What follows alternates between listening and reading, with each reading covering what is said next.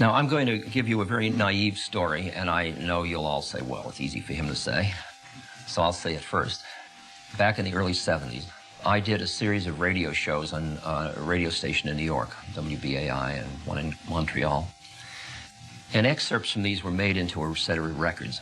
And I read holy books, and I did chanting, and I answered questions from telephones. It came out as a 6-record album. And it had a beautiful book in it with very beautiful printing and calligraphy and stuff like that. And it was in a box, 6-record album. And we mail order sold it for $4.50. Now, it was a different economy in those days, but that was still pretty reasonable. My father, who was at the height of his worldly powers at that moment, looked at it. He didn't listen to it, but he looked at it. And can you imagine what I must have been to him? I mean, I'll just give you a vignette that I've described of my coming back from India in 1968. His son, who made it to be a Harvard professor, then got thrown out, then ends up in India, and he picks me up at the Logan airport in his Cadillac.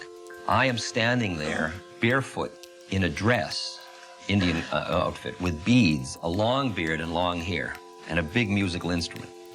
His comment to me was, "Get in fast before anybody sees you." And he used to call me Rum Dum.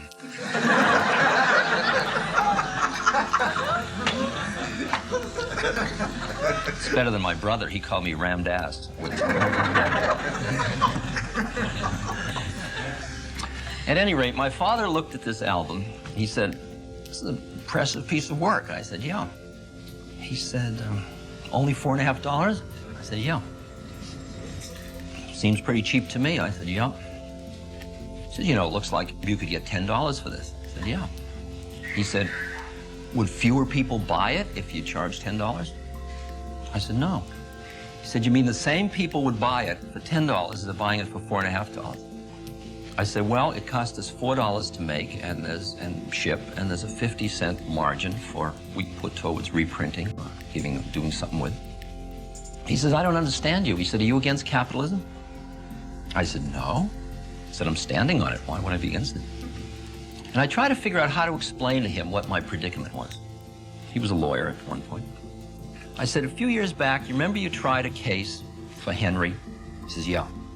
I said, "Was it a tough case?" He says, "I knew it was, actually. This is just a little routine." I said, "Damn right it was." I said, "You work hard on the case?" "I spent a lot of time in the law library. That was a very tough case, and I brought it up to the Supreme Court in Massachusetts."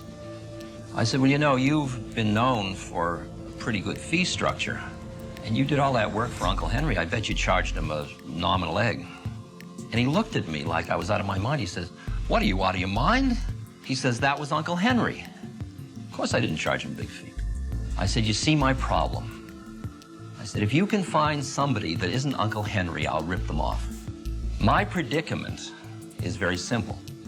That as a result of what happened in my own consciousness, I extricated myself, meaning my awareness, from such an exclusive identity with my own separateness that I directly experienced that other people were us. In other words, I broke out of my own alienate state. And I experienced that when I looked around, I saw that people were my sisters and my brothers.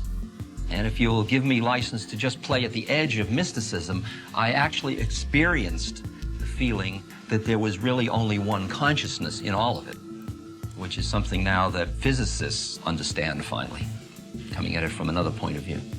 This was a direct experience.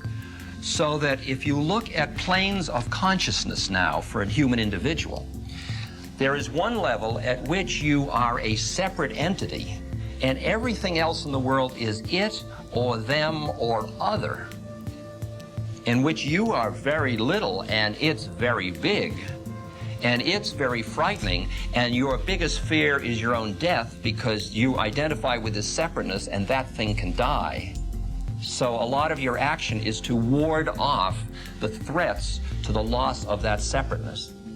Then there are planes of awareness where your awareness breaks out of that identification and you experience the feeling that you are part of a community in which you look and you see other people. Like the image that I use again and again in almost every lecture is that when you look at another person, what do you see? When you look at me, on the physical plane, what you see is a 55-year-old balding gentleman, attractive gentleman. Okay, that's what you see on the physical plane. Then you shift the ground a little bit, shift the lens a little bit, and you see personality. And what you look when you see a warm, personable, seeker after truth, teacher, etc., etc. You see my social, psychological identity. Now, there are many, many planes, but let's flip to another one where you look and you look into my eyes. What you see is another awareness just like you, but it's packaged differently. It's what the Christians call the soul, and the eyes are the windows to the soul. It's where you look behind the matrix of individual differences that is body and personality to see another awareness, another entity just like you looking back. No different than you. It has a different agenda because it's packaged differently. Now, when I see that and I experience that the minute I meet you in that place behind our individual differences and we recognize one another, there is an incredible rush or an incredible release of energy or an incredible feeling of I have met us. I have met us. I have come into a space of sharing which opens me up, which feeds me. Instead of my relationships alienating and separating me, this relationship makes contact and I get some energy from it and my heart opens a little bit. Then I see this tastes so good and it feels so wonderful and I am so at home in it. Then I get terribly greedy to be in that, and every time I come back into my separateness, to my alienation, I start to feel pain and separateness and loss. And you begin to feel your awareness moving through these planes. And you begin to observe what it is that, quote, brings you down. What catches you back up in your own separateness? What catches you back up in your alienation? See, there are two stages of this.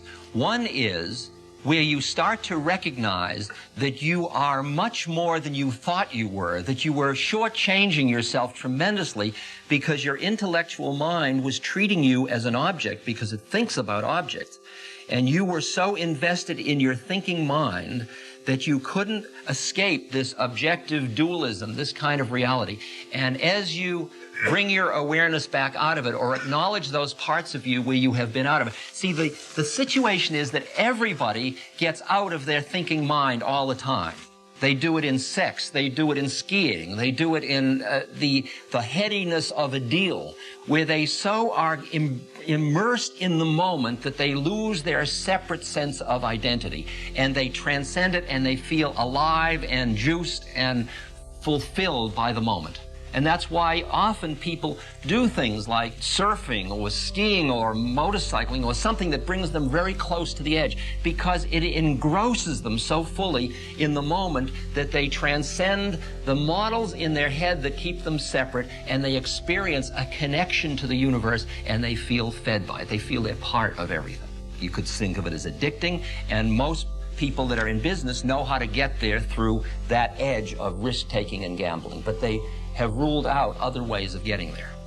At first, your job is to get there, to experience that connection, and then you come back into your separateness, you feel cut off again. And then later, once you know that you can get there, but you're going to get cast out again, like going to the wedding feast and not wearing the wedding garment in the Bible, then after a while, what you become interested in is what brings you down and how to not get caught, how to be, as Christ says, in the world but not of the world. How to play your game of life but not get lost in it. It's like two people walk on a tennis court or they have a golf match, and they are competing for who's going to buy on the 19th hole. And they are competing, and it's a fierce competition. And in that competition, the other person, you're trying to beat the other person, which could be part of the business community too. But you remember also that you both collaborated to walk on the golf course together. So that simultaneously, what's called good sportsmanship is that you are collaborating and competing simultaneously. In other words, you are playing at two levels with another human being, and you're not forgetting that, and that's what's called a good sport. A bad sport is somebody that forgets one of those levels. Because if you're just collaborating and not competing, you give the game away. And what kind of a game is that? And if you're just competing and not collaborating, you get vicious. And you're called a poor sport when you lose. And you sneer when you win.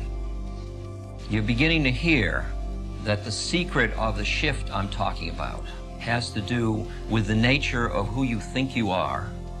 And if you push that back one step, you're back to the nature of the way your mind works and the way you are identified with your mind, how you are in relation to your thinking mind. There's a story of a big samurai, a protector of the faith, who hires out. And he comes to a very diminutive little monk. And he says, "Monk, teach me about heaven and hell." Very arrogant. And the monk looks up at him and says, "Teach you about heaven and hell? I couldn't teach you anything. You're so stupid. You're dirty. You smell. Your blade looks rusty. Who'd hire you as a samurai? You're probably a second-rate samurai. I wouldn't teach you anything. I don't think you're worth anything." The samurai got so furious that the veins were sticking out on his neck. I mean, nobody talks to a samurai that way. And this little monk, and the samurai pulls out his sword to cut off the head of the monk, and just as he's about to do it, the monk looks up at the samurai and says, "That's hell." And the samurai realizes that the monk has just practically given his life to give this teaching. And he is so humbled by the courage of the monk and by the caring of the monk that got him into that experiential learning moment that he sheathes his sword and he bows. And the monk says, "And that's heaven." Now you see what the monk did. He just played with the mind of the samurai. And he made the samurai's life into a hell or a heaven with just a flick of the mind. Same situation, same monk, same samurai.